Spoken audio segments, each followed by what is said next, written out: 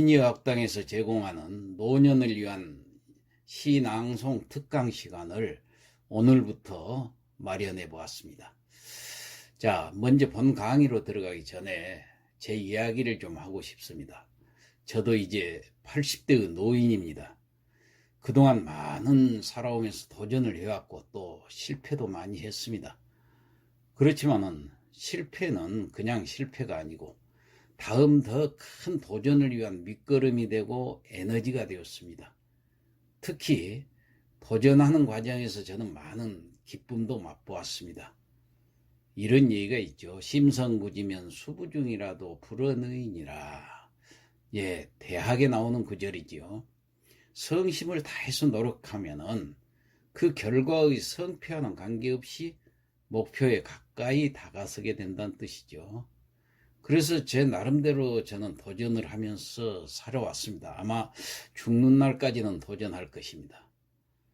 그래서 저는 감히 이렇게 얘기합니다. 도전하는 인생은 아름답다. 거기 더 보태서 도전하는 노년은 더 아름답다. 예. 그런데 도전하더라도 어떤 것에 목표를 두고 도전을 할 것인가? 저는 이 세 가지 측면을 고려해서 도전을 해봤습니다. 첫째, 좋아하는 것. 좋아하지 않으면 하다가 지칩니다.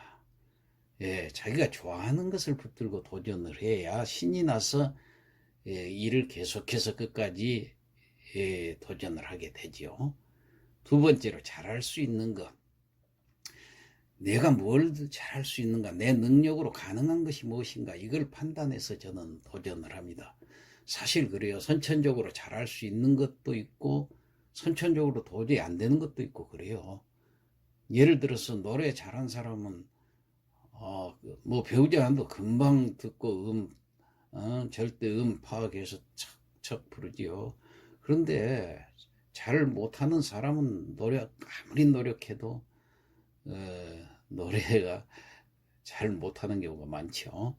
이런 것만 봐도 태어날 때부터 잘할 수 있는 것은 타고났다는 것도 어느 정도 일리가 있는 것 같아요. 그걸 찾는 것입니다. 그래서 자기가 잘할 수 있는 것에 도전을 해보는 것이죠. 세 번째로, 가치로운 것.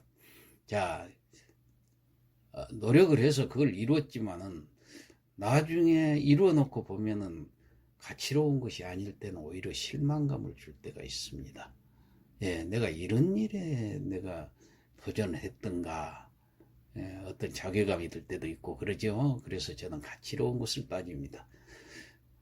다시 말씀드려서 좋아하는 것, 잘할 수 있는 것, 가치로운 것, 이런 세 가지 측면을 고려해서 저는 도전을 해왔습니다.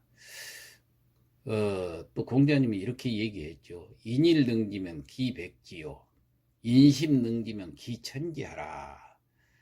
남이 한 번 하면 나는 100번을 하라. 그런 얘기입니다. 남이 10번을 하면 나는 1000번을 하라.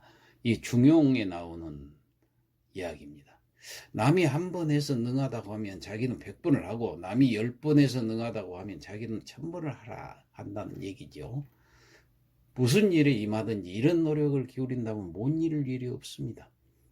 이러한 값진 가치를 실천할 수 있는 정성이라면은 아무리 어리석은 사람이라도 현명해질 수 있고, 아무리 유약한 사람이라도 굳세질 수 있습니다. 그 우공이란 사람은 산도 옮겼다고 해서 우공이산이라는 고사성어가 있지 않습니까? 부단한 노력을 통해서 성취를 이룰 수 있음을 말합니다. 자신의 재능이나 머리를 지나치게 믿어서도 안 되지만 또 탓해서도 안 된다고 생각합니다. 꾸준히 노력해서 익히는 태도가 중요합니다. 그래서 남이 한 번 하면 나는 100번을 하고, 남이 100번 하면 나는 1000번을 노력한다면 아무리 내가 우둔한 사람이라고 할지라도 지혜롭게 된다는 이 중용어 말을 되새기면서 노년에 알맞는 도전할 어떤 새로운 것이 있으면 늘 도전하면서 우리 한번 살아봅시다. 공자님께서는 또 이런 얘기도 했습니다. 발분망식하고 낙이망우하여 부지노지장지라. 이건 논어 수리편에 나오는 문장이죠. 어떤 일에든 열중하면 밥을 먹는 것조차 있고, 이거 공자님이 그랬단 얘기예요. 그 일이 즐거워서 근심조차 잊어버리니 내가 늙어가는 것도 모른다, 이런 뜻이죠. 어떤 일을 해내려고 끼니까지 잊을 정도로 열중하고 노력하는 뜻을 가진 이 발분 망식이라는 고사성어가 여기서 생겨난 것입니다. 참고로 논어 그 수리편에 보면은 이와 관련한 이런 얘기가 나오죠. 초나라 그 서편의 심재량이라는 사람이 공자의 제자인 자로에게 이렇게 물었습니다. 당신의 스승인 공자는 어떤 인물인가 하고 물었어요. 자로는 갑자기 이렇게 물어보니까 한마디로 이 공자란 그 큰 스승을, 큰 인물을 어떻게 평해야 할지 막상 대답을 못하고 우물쭈물 해버렸습니다. 그런 일이 있은 후에 자로는 스승 앞에 가서 이 이야기를 솔직히 고백을 했습니다.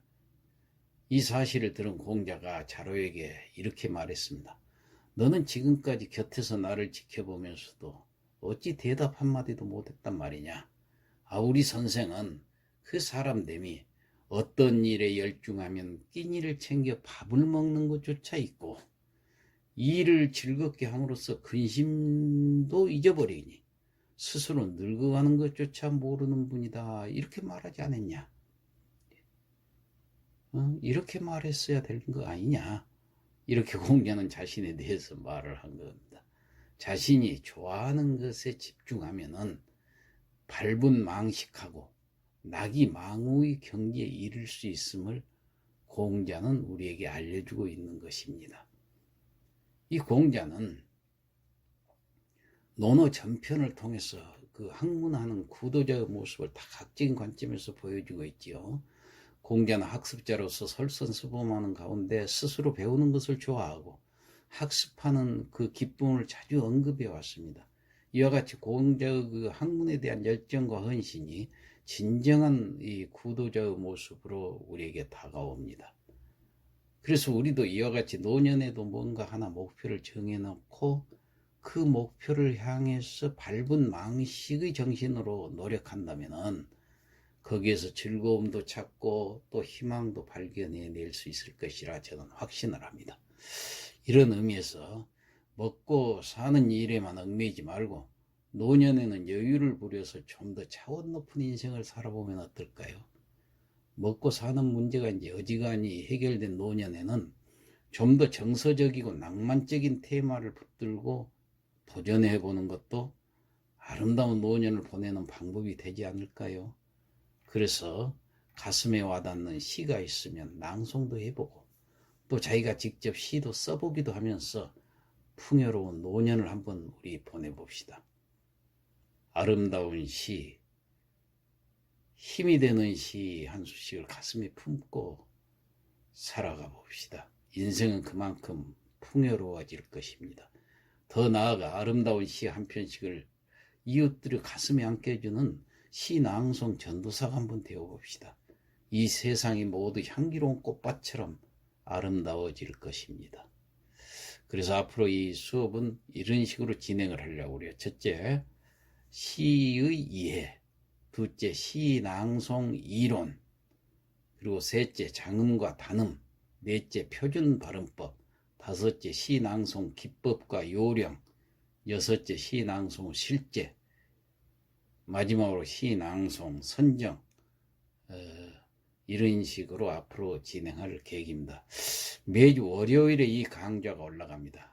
그래서 뜻이 있으신 분께서는 함께 시청을 해주시고 구독도 눌러주시면 고맙겠습니다.